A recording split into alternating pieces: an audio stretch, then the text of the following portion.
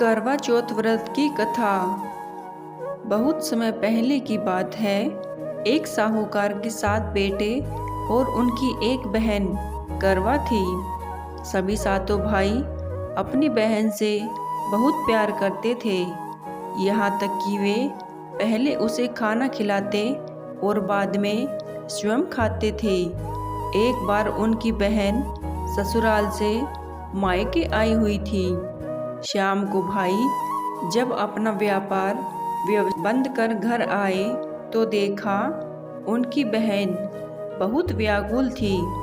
सभी भाई खाना खाने बैठे और अपनी बहन से भी खाना खाने का आग्रह करने लगे, लेकिन बहन ने बताया कि आज उसका करवा चौथ का निर्जल व्रत है और वह खाना सिर्फ चंद्रमा को देखकर उसे अर्घ्य देकर ही खा सकती है, क्योंकि चंद्रमा अभी तक नहीं निकला है। इसलिए वह भूख प्यास से व्याकुल हो उठी है। सबसे छोटा भाई को अपनी बहन की हालत देखी नहीं जाती और वह दूर पीपल के पेड़ पर एक दीपक जलाकर चलने की ओट में रख देता है। दूर से देखने पर वह ऐसा प्रतीत होता है कि जैसे चतुर्थी का चांद उदित हो रहा हो। इसके बाद भाई अपनी बहन को बताता है कि चांद निकल आया है, तुम उसे अर्घ्य देने के बाद भोजन कर सकती हो। बहन खुशी के मारे सीढ़ियों पर चढ़कर चांद को देखती है, उसे अर्घ्य देकर खाना खाने बैठ जाती है। वह पहला टुकड़ा मुंह में डालती है तो उसे छींक आ जाती है। दूसरा टुकड़ा मुंह में डालती है तो उसमें बाल निकल आता है और जैसे ही तीसरा टुकड़ा मुंह में डालने की कोशिश करती है तो उसके पति की मृत्यु का समाचार उसे मिलता है।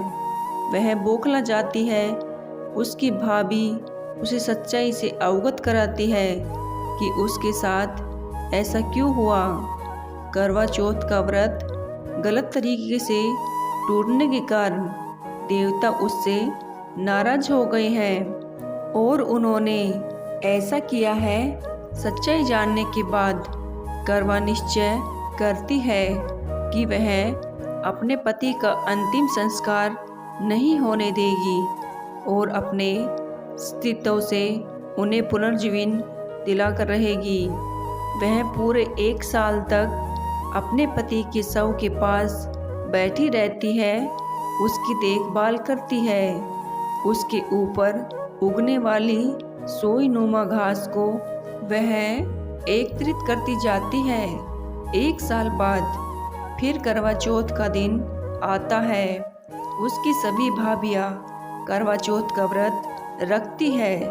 जब भाभियाँ उससे आशीर्वाद लेने आती है तो वह प्रत्येक भाभी से यम सुई ले लो, प्रिय सुई दे दो, मुझे भी अपनी जैसी सुहागिन बना दो, ऐसा आग्रह करती है। लेकिन हर बार भाभी उसे अगली भाभी से आग्रह करने का कह चली जाती है। उससे भी यही बात दोहराती है।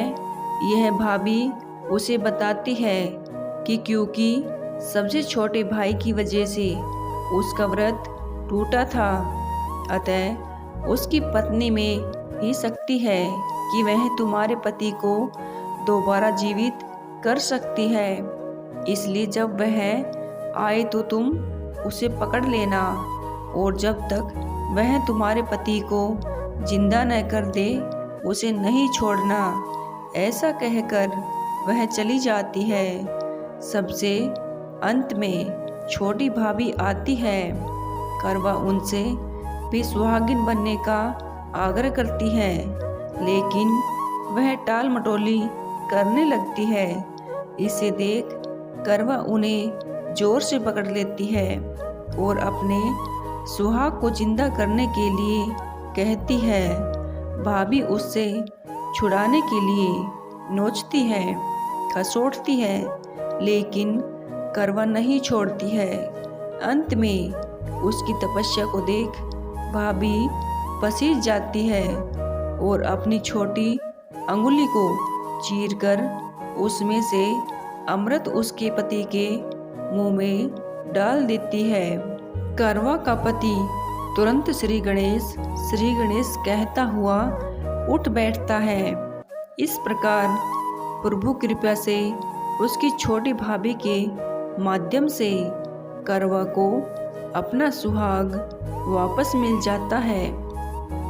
हे श्री गणेश, माँ गौरी, जिस प्रकार करवा को चिर सुहागन का वरदान आपसे मिला है, वैसा ही सब सुहागिनों को मिले।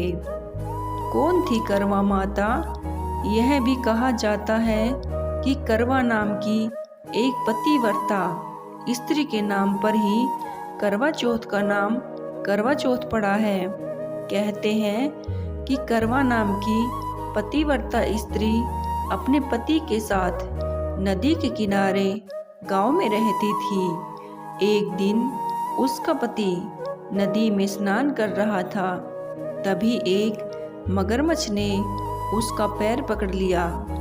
वह मनुष्य करवा करवा कह के अपनी पत्नी को पुकारने लगा।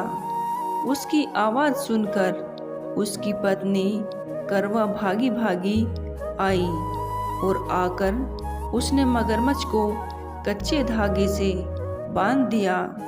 मगरमच्छ को बांधकर वो यमराज के यहाँ पहुँच गई और यमराज से कहने लगी, हे भगवान, मगरमच्छ ने मेरे पति का पैर पकड़ लिया है। उस मगरमच्छ को पैर पकड़ने के अपराध में आप नरक में ले जाओ।